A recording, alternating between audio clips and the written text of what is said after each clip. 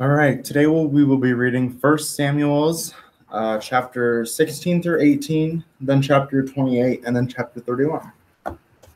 So this is 1 Samuel's chapter 16, Saul and David. The Lord said to Samuel, "How long will I mourn for Saul because I have rejected him as king over Israel? Fill your horn with oil and take it with you. I am sending you to Jesse of Bethlehem, where I have chosen myself a king among his sons." Samuel answered, "How can I go? Saul will hear of it and kill me." "Take a heifer with you," said the Lord. "Say you have come to offer sacrifice to the Lord, and invite Jesse to the sacrifice. Then I will tell you what you must do. You shall anoint for me the man whom I show you." Samuel did as the Lord had told him, and went to Bethlehem. The elders of the city came in haste to meet him, saying, "Why have you come? Is all well?" "All is well," said Samuel. "I have come to sacrifice to the Lord. Hallow yourselves and come with me to the sacrifice." He himself hallowed Jesse and his sons and invited them to sacrifice also. They came, and when Samuel saw Eliab, he thought, "Here before the Lord is his anointed king."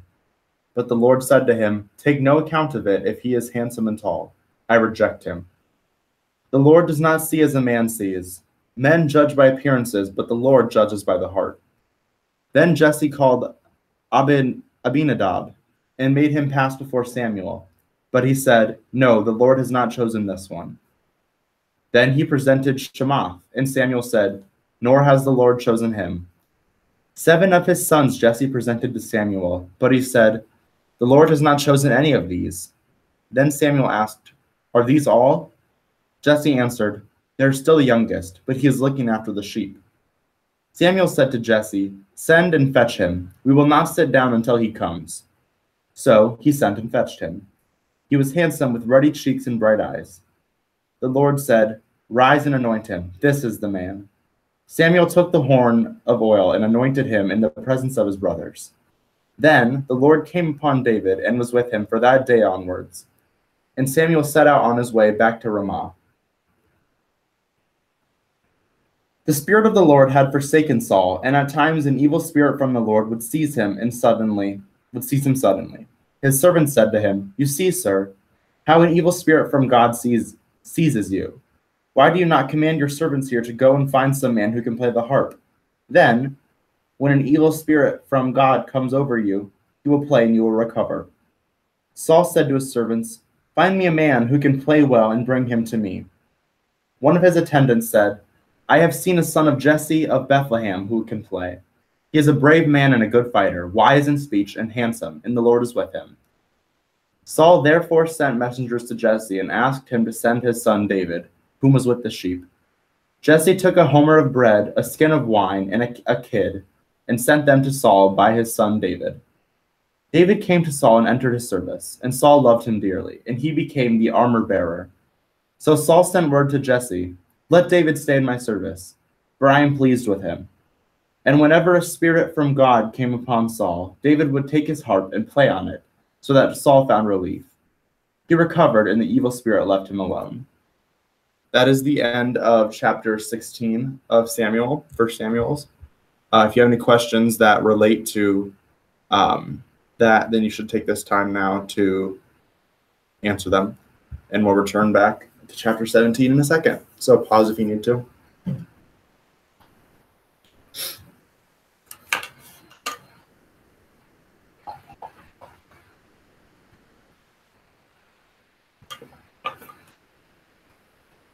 All right. We're going to hop back in 1 Samuel chapter 17. The Philistines collected their forces for war and massed at Soka in Judah. They camped between Soka and Azelkah at Ephes-Dammim. Saul and the Israelites also massed and camped in the Vale of Elah. They drew up their lines facing the Philistines occupying the position on one hill and the Israelites on another, with a valley between them. A champion came out from the Philistine camp, a man named Goliath from Gath. He was over 9 feet in height. He had a bronze helmet on his head and wore plate armor of bronze, weighing 5,000 shekels. On his legs were bronze greaves, and one of his weapons was a dagger of bronze. The shaft of his spear was like a weaver's beam, and its head, which was of iron, weighed 600 shekels, and his shield-bearer marched ahead of him. The champion stood and shouted to the ranks of Israel, "Why do you come out to do this battle, you slaves of Saul? I am the Philistine champion. Choose your man to meet me. If he can kill me in a fair fight, we will become your slaves. But if I prove too strong for him and kill him, you shall be our slaves and serve us. Here and now, I defy the ranks of Israel. Give me a man," said the Philistine, "and we will fight it out."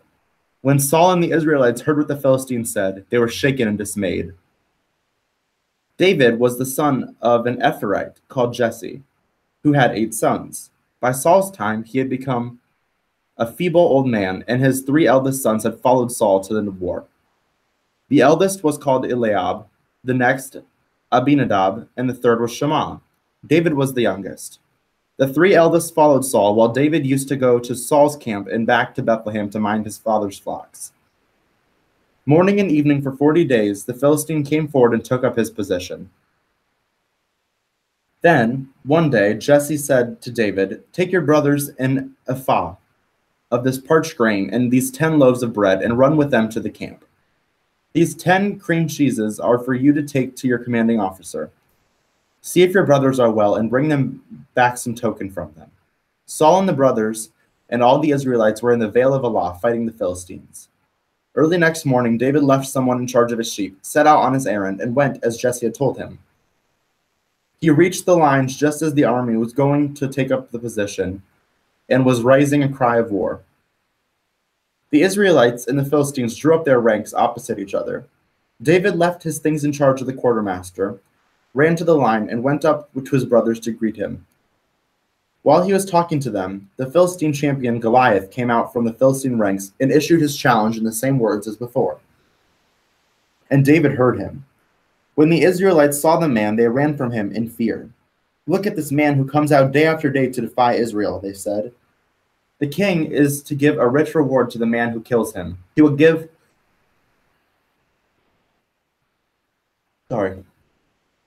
him a daughter in marriage too, and will exempt his family from service due in Israel." Then David turned to his neighbors and said, "What is to be done for this man who kills the Philistine and wipes out our disgrace? And who is he, an uncircumcised Philistine, to defy the army of the living God?" The people told him how the matter stood and what was to be done for the man who killed him. His elder brother Eliab heard David talking with the men and grew angry. Asked, "And who have you left to look over the few sheep in the wilderness? I know you, you impudent young rascal. You have only come to see the fighting." David answered, "What have I done now? I only asked a question." And he turned away from him to look to someone else and repeated his question, but everyone gave him the same answer. When David had said what was overheard and reported to Saul, who sent for him, David said to him, "Do not lose heart, sir. I will go and fight this Philistine." Saul answered, "You cannot go and fight this Philistine. You are only a young lad, and he has been a fighting man all his life." David said to Saul, "Sir, I am my father's shepherd. When a lion or bear comes and carries off a sheep from the flock, I go after it and attack it and rescue the victim from its jaw. Then if it turns on me, I seize it by the beard and batter it to death. Lions I have killed, and bears, and this uncircumcised Philistine will fare no better than they. He has defied the army of the living God. The Lord who saved me from the lion and the bear the Lord who saved me from the lion and the bear will save me from the Philistines." "Go then," said Saul, "and the Lord will be on you." He put his own tunic on David, placed a bronze helmet on his head, and gave him a coat of mail to wear. He then fastened his sword on David over his tunic. But David hesitated, because he had not tried them, and said to Saul, "I cannot go with these, because I have not tried them." So he took them off. Then he picked up his stick, chose 5 smooth stones from the brook, and placed them in a shepherd's bag,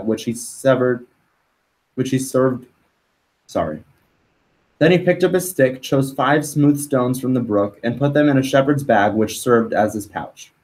He walked out to meet the Philistine with his sling in hand.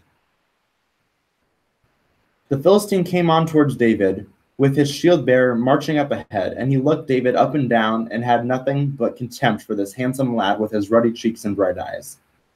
He said to David, "Am I a dog that you come out with me against with sticks?" And he swore at him in the name of his God. "Come on," he said, "and I will give your flesh to the birds and the beasts." David answered, "You have come against me with swords and spear and dagger, but I have come against you in the name of the Lord of hosts, the God of the living army of Israel, which you have defied. The Lord will put you in my power this day. I will kill you and cut off your head and leave your carcass and the carcasses of the Philistines to the birds and the wild beasts. All the world shall know that there is a God in Israel. All those men who are gathered here shall see that the Lord saves neither by sword nor spear. The battle is in the Lord, and he will put you all in our power."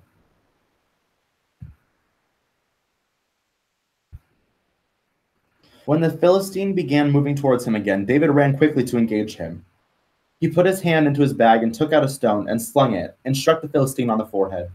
The stone sank into his forehead, and he fell flat on his face on the ground.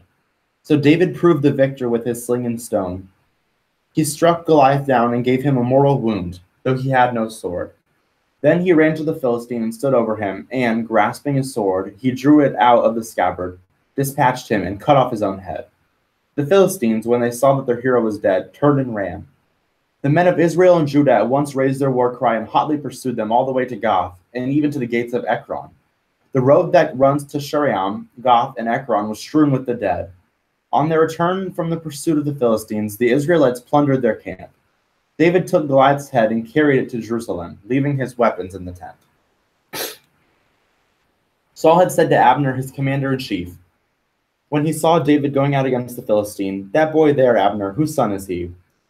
"By your life, your majesty," said Abner, "I do not know." The king said to Abner, "Go out and find whose son that lad is." When David came back after killing the Philistines, Abner took him and presented him to Saul, with the Philistine's head still in his hand. Saul asked him, "Whose son are you, young man?" And David answered, "I am the son of your servant Jesse of Bethlehem."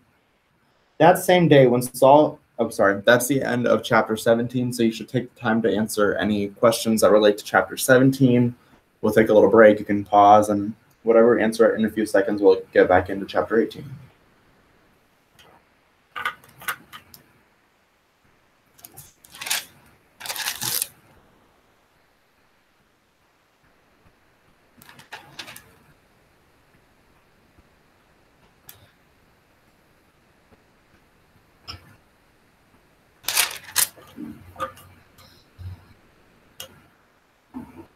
All right, time for chapter 18 of 1 Samuel's. That same day, when Saul had finished talking with David, he kept him and would not let him return any more to his father's house, for he saw that Jonathan had given his heart to David and had grown to love him as himself. So Jonathan and David made a solemn compact because each loved the other as dearly as himself. And Jonathan stripped off the cloak he was wearing and his tunic and gave them to David together with his sword, his bow, and his belt. David succeeded so well in every venture in which Saul sent him that he was given a command in the army. And his promotion pleased the ordinary people, and even pleased Saul's officers. At the homecoming of the army, when David returned from the slaughter of the Philistines, the women came out from all the cities of Israel to look on, and the dancers came out to meet King Saul with tambourines, singing and dancing. The women, as they made merry, sang to one another, "Saul made havoc among thousands, but David among tens of thousands." Saul was furious, and the words rankled. He said, "They have given David tens of thousands, and me only thousands. What more can they do but make him king?" From that day forward, Saul kept a jealous eye on David. Next day, an evil spirit from God seized upon Saul. He fell into a frenzy in the house, and David played the harp to him, as he had before. Saul had his spear in his hand, and he hurled it at David, meaning to pin him to the wall, but twice David swerved aside. After this, Saul was afraid of David, because he saw that the Lord had forsaken him and was with David. He therefore removed David from his household and appointed him to the command of 1,000 men. David led his men into action and succeeded in everything that was undertook because the Lord was with him. When David saw how successful he was more afraid of him than ever. All of Israel and Judah loved him because he took the field at their head. Saul said to David, "Here is my elder daughter Merab. I will give her to you in marriage, but in return, you must serve me valiantly and fight the Lord's battles." For Saul meant David to meet his end at the hands of the Philistines, and not himself. David answered Saul, "Who am I, and what are my father's people, my kinsfolk in Israel, that I should be the king's son-in-law?" However, when the time came for Saul's daughter Merab to be married to David, she had already been given to Adriel of Meholah. But Michal, Saul's other daughter, fell in love with David, and when Saul was told this, he saw that it suited his plans. "I will give her to him. Let her be the bait that lures him to his death at the hands of the Philistines." So Saul proposed a second time to make David his son-in-law, and ordered his courtiers to say to David privately, "The king is well disposed to you, and you are now dear to us all. Now is the time for you to marry into the king's family."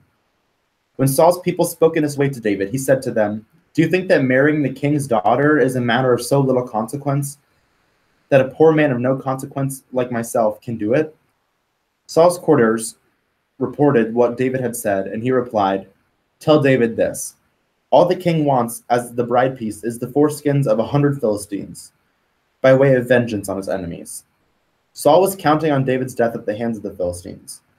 The courtiers told David what Saul had said, and marriage with the king's daughter on the terms pleased him well. Before the appointed time, David went out with his men and slew 200 Philistines. He brought their foreskins and counted them out to the king in order to be accepted as his son-in-law. So Saul married his daughter Michal to David. He saw clearly that the Lord was with David, and knew that Michal, his daughter, had fallen in love with him. And so he grew more and more afraid of David, and was his enemy for the rest of his life. The Philistine officers used to come out to offer single combat, and whenever they did, David had more success against them than all the rest of Saul's men, and he won a great name for himself.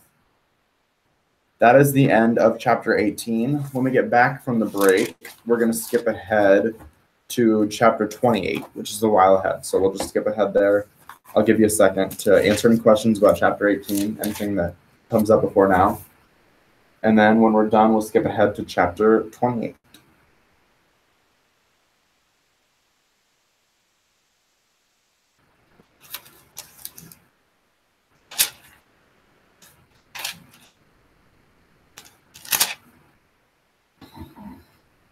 All right, chapter 28 of 1 Samuel. Saul and his sons killed. In those days, the Philistines mustered their army for an attack on Israel. Achish's son said to David, "You know that you and your men must take the field with me." David answered Achish, "Good, and you will learn what your servant can do." And Achish said to David, "I will make you my bodyguard for life." By this time Samuel was dead, and all Israel had mourned for him, and buried him in Ramah, his own city.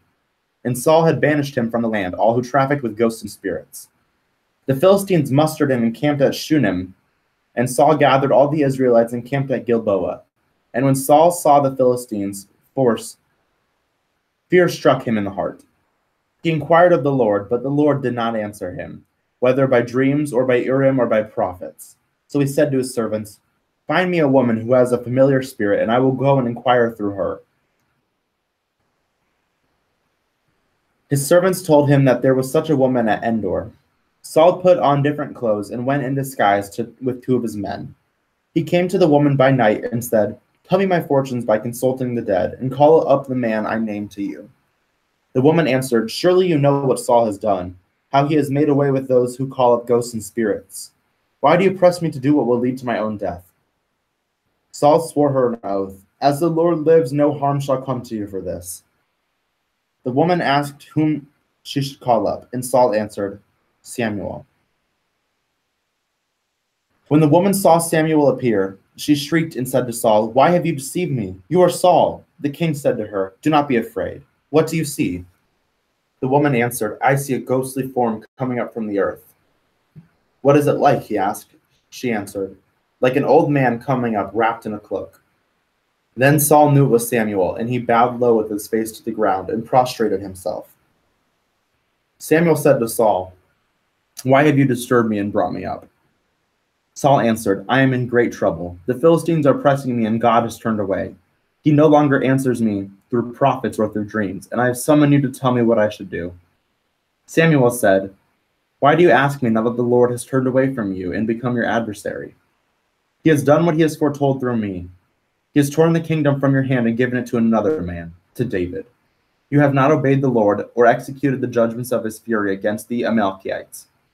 That is why he has done this to you today. For the same reason, the Lord will let your people Israel fall into the hands of the Philistines. And what is more, tomorrow you and your sons shall be with me. Yes, indeed, the Lord will give Israelite army into the hands of the Philistines. Saul was overcome and fell his full length to the ground, terrified by Samuel's words. He had no strength left, for he had eaten nothing all day and all night. The woman went to Saul and saw that he was very much disturbed and said to him, I listened to what you said, and I risked my life to obey you. Now listen to me. Let me set before you a little food to give you strength for your journey. But he refused to eat anything. When his servants joined the woman in pressing him, he rose from the ground, and sat on the couch. The woman had fatted a calf at home, which she quickly slaughtered. She took some meal, kneaded it, and baked unleavened cakes, which she set before Saul and his servants. They ate the food and departed that same night. That is the end of chapter 28. We're going to skip ahead to 31 in a second, but you should take this time to answer any questions that relate to 1 Samuel's chapter 38. Anything we read?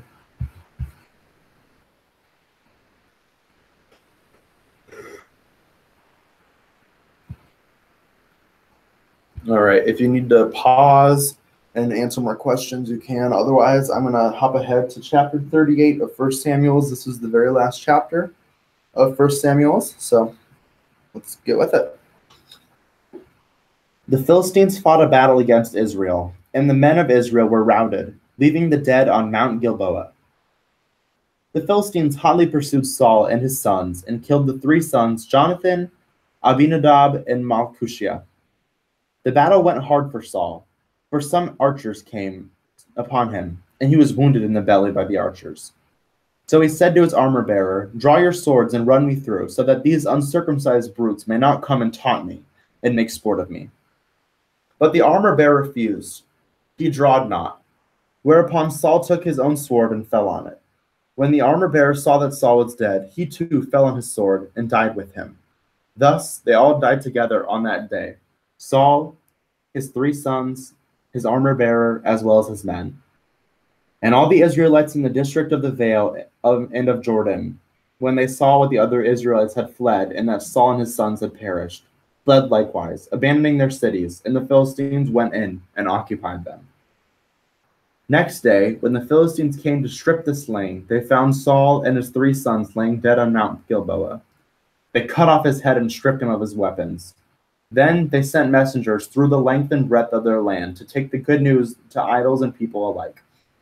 They deposited his armor in the temple of Ashtoreth and nailed his body to the wall of Bethshan. When the inhabitants of Jabesh Gilead heard what the Philistines had done to Saul, the bravest among them journeyed together all night long and recovered the bodies of Saul and his sons from the wall of Bethshan. They brought them back to Jabesh, and they anointed them with spices. Then they took their bones and buried them under the tamarisk tree in Jabesh and fasted for 7 days. That is the very end of 1 Samuel's. So if you want to finish up all the questions you have that pertain to 1 Samuel's. And yeah, we're going to end the broadcast.